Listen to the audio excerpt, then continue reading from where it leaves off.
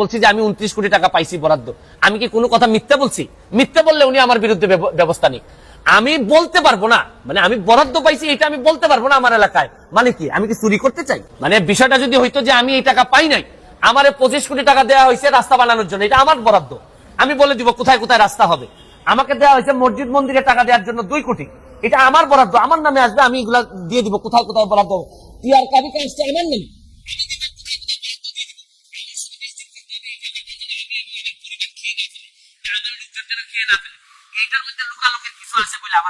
আমার কেন জানি মনে হইতেছে যে মুজিবুল হক চুন্নু সাহেবের হয়তো আমি বলে দেওয়াতে সমস্যা হচ্ছে, যে উনার মনে হয় রাজনীতি করাটাই পেশা, এটা থেকে উনি সবকিছু নির্বাহ করেন কিনা আমার জানা নাই। কারণ উনার আলাদা কোনো পেশা থাকলে এটা নিয়ে উনি কোনো চিন্তা করতেন না। তবে কালকে উনি একটা বুদ্ধি করে কাজ করছেন, বাকি সব এমপিরা উনার দলে টানার চেষ্টা করছেন, যে 349 জন এমপির নাকি বদনাম হচ্ছে। আরে কি আশ্চর্যকর